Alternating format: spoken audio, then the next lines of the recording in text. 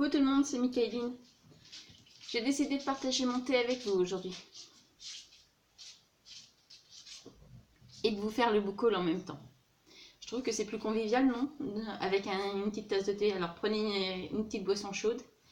Et puis, le temps que je vous présente les livres. Et puis comme ça, on boira un petit coup ensemble. Donc, un des premiers livres que j'ai acheté, c'est Le Gang des prodiges de Marissa Meyer. Alors, pour le faire court, je vous lis le résumé. Je l'ai commencé, hein, j'ai les 50 premières pages, je crois. Ah, 55. Donc, les 55 premières pages. C'est tout de suite, on rentre tout de suite dans l'histoire, c'est tout de suite passionnant. Le seul souci, c'est que j'en avais un peu beaucoup en même temps à vouloir lire et donc du coup, j'en ai commencé 3, ce qui est très rare, mais j'en ai commencé 3 en même temps. Donc, en dos de couverture, enfin en quatrième de couverture, vous avez une phrase en rouge qui vous dit « Audacieux, courageux, impartial, serez-vous capable de devenir un héros ?» Ça en dit toute une histoire. En fait, parce que effectivement, tout tourne autour des super-héros. Mais pas les super-héros dans le même sens qu'on l'entend. Vous allez voir pourquoi.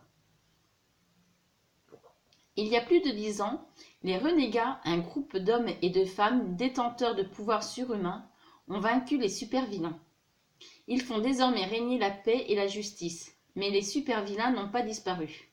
Parmi eux, Nova, qui a dédié sa vie à la lutte contre les renégats responsables de la mort de sa famille. Alors oui, moi j'ai lu le passage, je fais une aparté, un aparté ou une aparté. Bref, je fais une petite pause là-dessus. Marissa Meyer, dans les Chroniques lunaires, avait déjà des passages assez forts dans les bagarres. Rarement je l'ai vu traiter un sujet avec autant de violence. Honnêtement, ça a beau être du Marissa Meyer, je dirais pas avant 15 ans hein, au niveau de l'âge, parce que le passage où la famille meurt, c'est vraiment hard.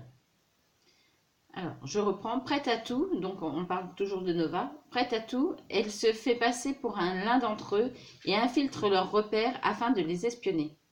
Mais lorsqu'elle se lie d'amitié avec le fils adoptif des deux principaux renégats, ses certitudes vacillent. Donc vous voyez, c'est déjà bien alléchant. Donc je l'ai eu en avant-première, donc je ne sais pas exactement quand est-ce qu'il va sortir. Peut-être que c'est marqué, mais j'en sais rien. Donc, mais bon, il sort bientôt. Donc celui-ci est sorti déjà depuis un moment. C'était d'ailleurs celui-là que j'allais chercher, et le 13. Donc, de mémoire, il parle de la reine de cœur. Vous savez que toutes les chroniques lunaires, plus les deux one-shots qu'on a suivis, sont tirés des contes de notre enfance revisités. Alors, sur celui-là, honnêtement, j'ai vu passer autant d'avis positifs que d'avis négatifs. Donc, je me ferai ma propre idée. La reine de cœur n'a pas toujours été la terrible souveraine d'Alice au pays des merveilles. Avant d'être couronnée, elle s'appelait Catherine et rêvait de devenir la plus grande pâtissière du royaume. Mais le sort a décidé de lui jouer un vilain tour. Le roi de cœur veut absolument l'épouser et les parents de Catherine, très ambitieux, placent de gros espoirs en cette union. Catherine, elle, veut vivre librement et aimer celui qui fait battre son cœur, Badin le bouffon du roi. Malheureusement, au pays des merveilles, où s'entrechoquent magie, folie et monstres, les contes n'ont pas tous une fin heureuse. Donc voilà. Donc il sera lu un jour. Je peux plus vous dire quand parce qu'en fait, je vois que j'ai pris beaucoup de retard dans ma propre palle. Alors donc, je sais que je le lirai, mais je ne peux pas vous donner une date encore précise. Ensuite, les deux tomes de 5 sur 5 d'Anne Plichota et de Sandrine Wolf. Alors, tant qu'à faire, je vous donne juste comme celle-ci c'est une suite, je vous donne juste le synopsis de celui-ci. Quand 5 ados s'unissent contre l'injustice. Phare a 16 ans. C'est une jeune fille surdouée, déchirée entre deux cultures. Merlin et Titus, les jumeaux, sont déscolarisés, ils ont 17 ans et la précarité est leur quotidien. Tom, 13 ans, acrobate, solitaire et rebelle, ne manque de rien, si ce n'est de l'estime de son père. John, enfin le plus jeune, 12 ans, est un garçon né dans un corps de fille, choyé par ses parents, mais incompris du reste du monde. Tous ont quelque chose à prouver, une blessure à soigner, tous vont se retrouver autour d'une même passion, les sports de rue, et d'une même quête, la justice. Le grand frère de Tom, Lip, va leur donner l'occasion de mener le combat. Révolté par le cynisme de son père, qui n'a de cesse de s'enrichir sur le dos des pauvres, il décide de faire des 5 sur 5 un clan, les transformant progressivement en Robin des Bois des villes. Bientôt, les 5 ados vont mener la vie dure à tous les profiteurs sans scrupules, sans se douter des dangers auxquels ils vont être confrontés. En petit, c'est marqué aventure, frisson, suspense. Alors moi, ce que j'aime chez Anne Pritchett et Sandrine Wolfe, c'est que l'amitié est toujours au centre de leur roman. Ils en font vraiment une force dans leurs œuvres et j'aime beaucoup. Pareil pour Marissa Meyer, j'ai adoré les Chroniques lunaires, ce qui m'a donné envie de continuer l'aventure avec cet auteur. Cependant, je n'ai pas lu tout de la chronologie des Chroniques lunaires parce que souvent oups, je me suis contentée Cinder, oui, mais je veux dire dans les j'ai oublié le nom. Vous savez, dans les livres qui se rajoutent pour compléter une saga, voilà, le nom m'échappe. C'est ça quand on prépare pas sa vidéo avant.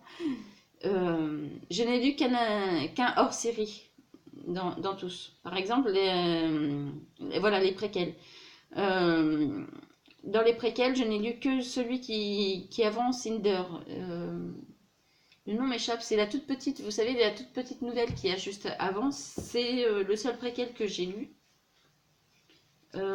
J'avais prévu de lire Levana et puis en fait, je trouvais qu'à arriver un moment, ça va plus, quoi. Ça rentre plus, ça cadre plus. Donc, j'avais pas envie non plus de faire voilà, d'aller plus loin dans la série. Donc, j'ai pas lu Levana. C'est-à-dire, c'est pas une obligation non plus.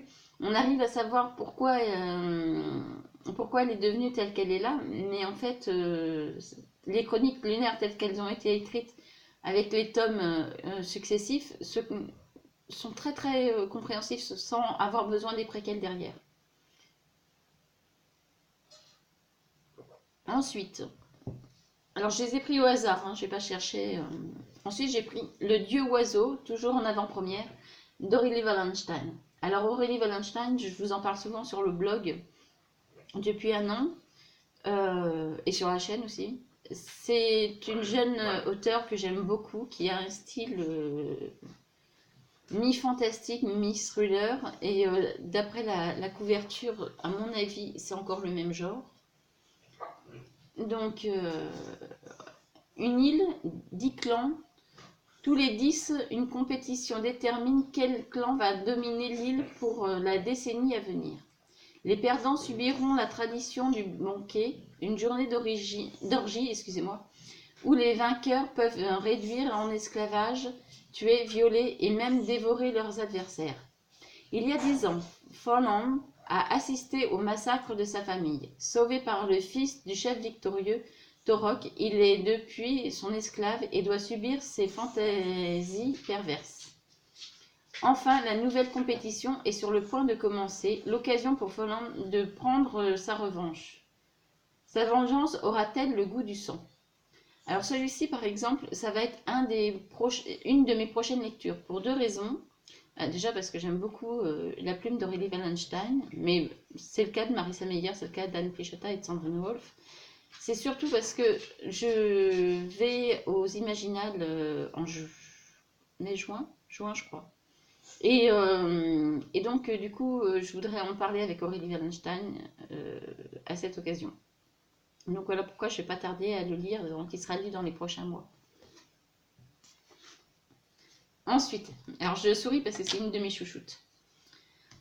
Ensuite, le sang de la guerrière. Donc, le sang de la guerrière, si vous n'avez pas vu la vidéo où je vous présentais jour après jour dans les vlogs, les livres que je ramenais du salon, il faut savoir que je l'ai déjà lu. Mais l'auteur, lors d'une interview, m'a un peu mis l'eau à la bouche en me disant qu'elle l'avait retravaillé récemment. Donc, j'ai bien envie de voir ce qui en est, surtout que moi, quand je l'ai lu en saga, puisqu'à l'époque, il sortait en e-book par petits bouts, ça avait déjà été un coup de cœur. Donc, cette nouvelle version me donne bien envie de la découvrir dans pas trop longtemps. De son passé, Chandra ne se rappelle que les nombreuses années à l'académie, entre sa formation de maître et sa dévotion à la déesse Ashara. Bientôt, elle affrontera l'épreuve qui lui permettra d'intégrer les rangs des ombres du palais, comme on nomme les guerriers au service des souverains. Cette épreuve, c'est son nouveau maître d'armes, l'énigmatique et troublant Kalen qui l'y prépare. Alors que leur attirance réciproque se transforme en désir, Chandra est loin de s'imaginer le double jeu auquel ils se livrent, et encore moins que leurs destins sont intimement liés. Entre les tensions qui règnent parmi ses compagnons d'armes, la soif d'un sabre buveur d'âme et les exigences d'un ancien dragon, Chandra parviendra-t-elle à trouver sa voie? Donc après, c'est marqué la version longue de Par le sang de Florence Cochet. C'est marrant parce qu'avec le synopsis, à la limite, c'était vraiment tout ce qui me restait de l'histoire, donc ça fait longtemps que je l'ai lu. C'est bien simple, j'ai fait une pause tout en... Depuis 2016, quasiment, de 2016 à mi-2017, j'ai fait une pause au moment où la santé de mon mari était si déclinante. Alors ça, c'est Jersey qui essaie de trouver une place. Il ne sait pas se coucher sans faire de bruit. Et c'est marrant parce que c'était tout à fait ce qui me restait. Alors l'épée, il faut savoir que l'épée est douée de sa propre âme. Et j'avais trouvé l'univers fantastique, oui, il est fantastique dans le style, mais vraiment bien décrit, bien développé. Ce que j'aime chez Florence Cochet, dans la plume de Florence Cochet, c'est que ce soit l'époque dans laquelle évoluent ces personnages ou les personnages eux-mêmes, tout est bien décrit. Il n'y a pas petit à petit, elle nous répond à nos questions, petit à petit, elle amène les choses. Et en plus, je suis en train de penser à une fois où j'avais lu que quelqu'un avait dit qu'elle avait une plume très, très ancienne, mais c'est un peu ça. Elle a une plume très académique, mais qui est agréable à lire. Ça change souvent des styles très simples, très bâclés que l'on a à l'heure actuelle. Donc c'est toujours très bien travaillé et j'aime beaucoup. Donc voilà, je vais avoir un plaisir de la relire. J'ai pris celui-là parce que j'aime beaucoup l'auteur, mais aussi parce que ça avait été un vrai coup de cœur, Le sang de la guerrière. Donc voilà. Ensuite, alors là, je ne sais pas du tout de quoi ça parle. Sombre tentation, la couverture est magnifique. Sombre tentation de Léona Braun. Alors, je ne sais pas si j'ai le droit de vous dire qu'en fait, Léona Braun, on la connaît sous un autre nom.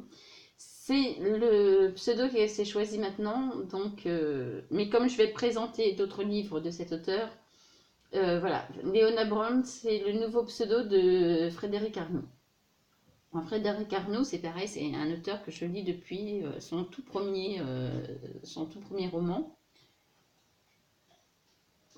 et que j'ai vu grandir au fil des livres.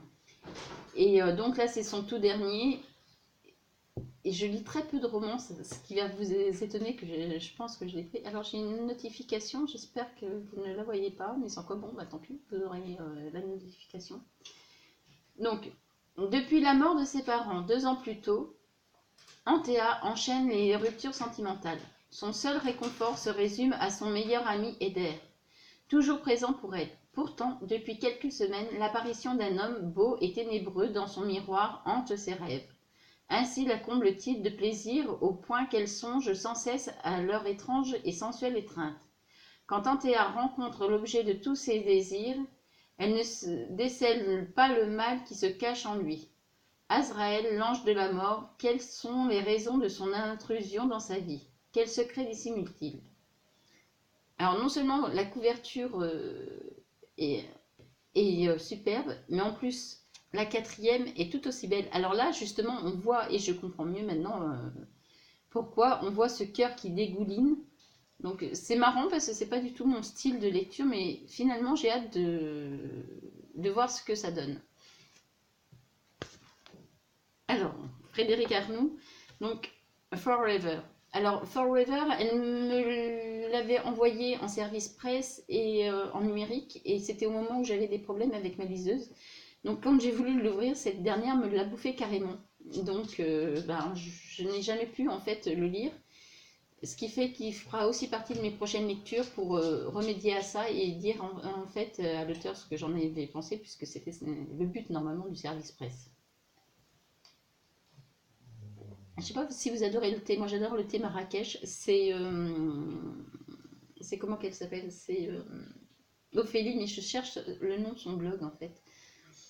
C'est une amie d'Ella qui m'a fait découvrir ce thé en me l'envoyant un jour en swap.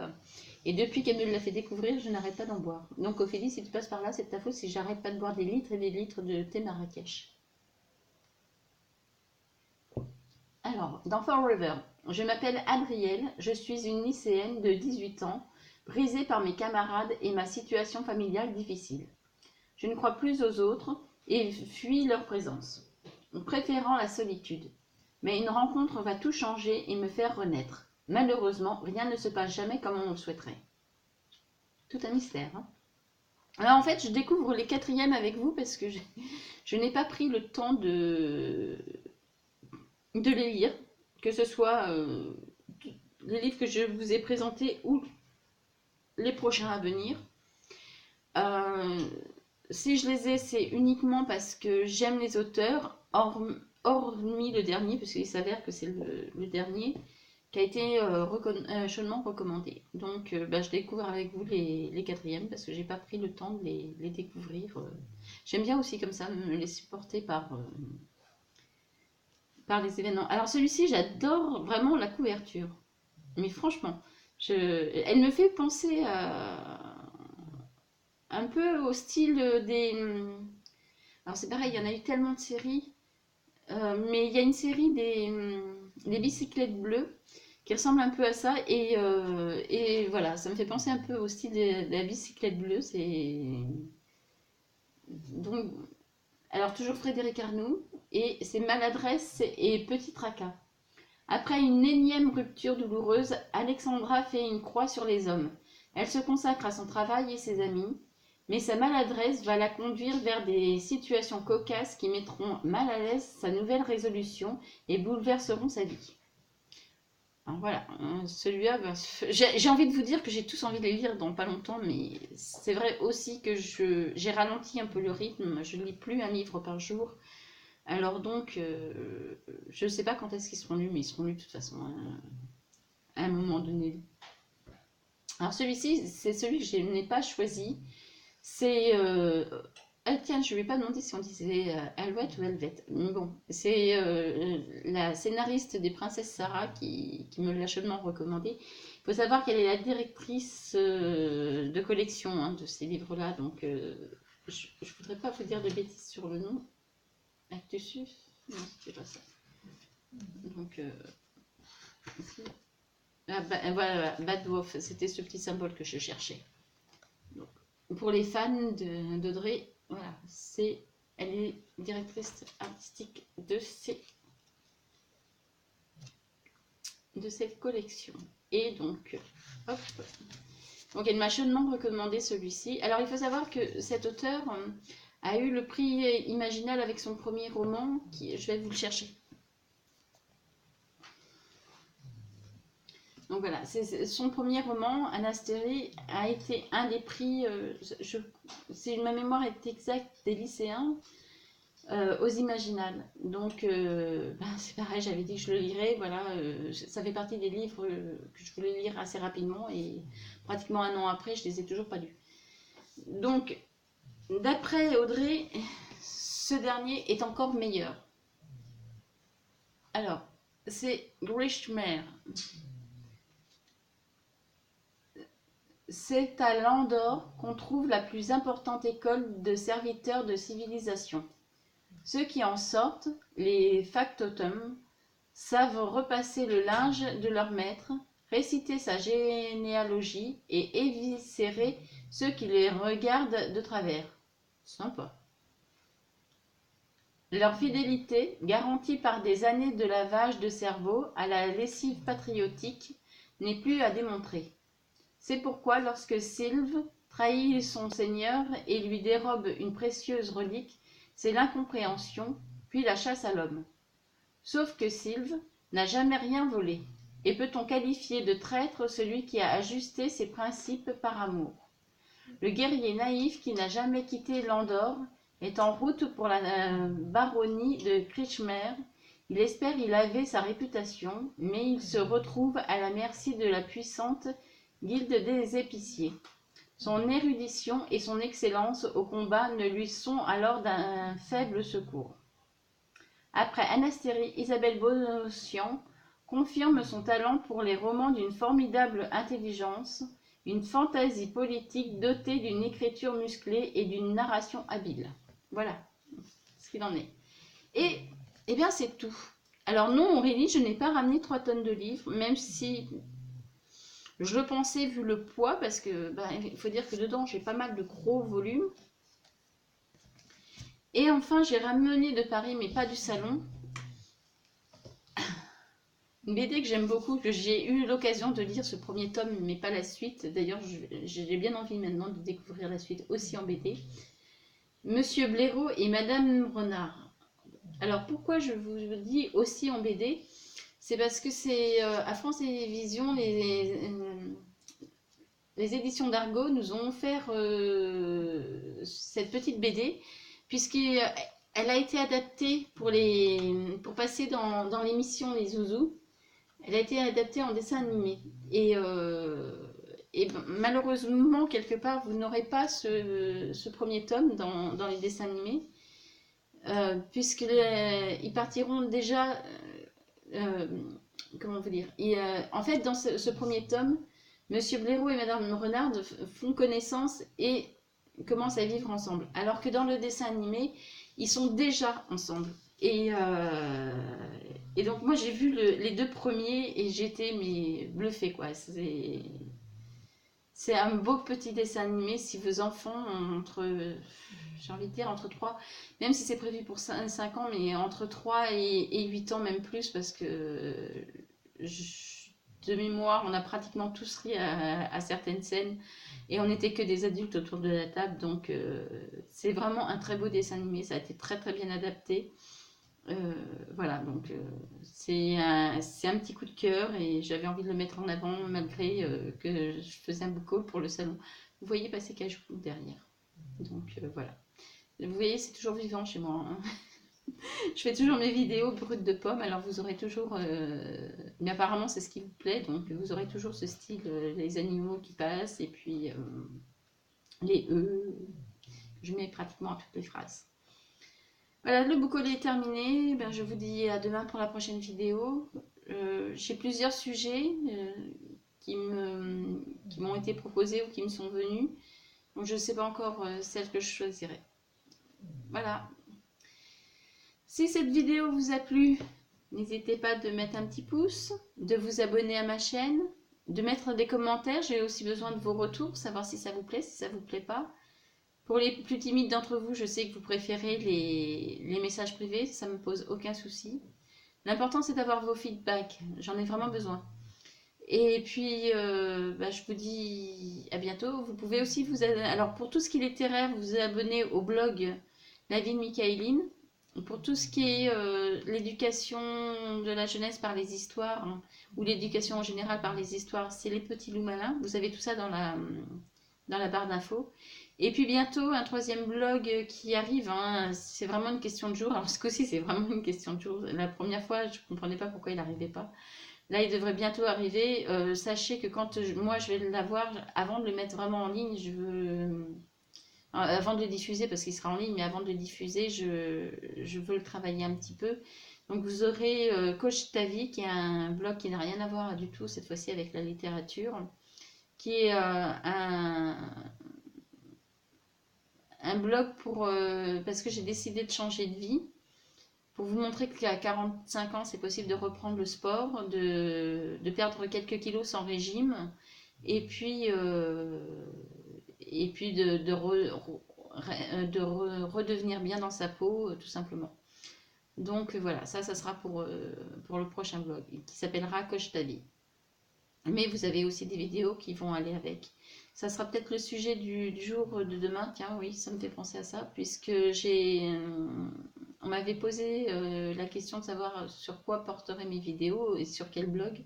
Je pense que c'est une bonne idée de la mettre assez rapidement, cette réponse. Voilà, bon, ce coup-ci, je vous laisse vraiment. Et puis, ben, n'oubliez pas de vous inscrire à ma chaîne et puis la petite cloche pour être prévenu. Bye bye!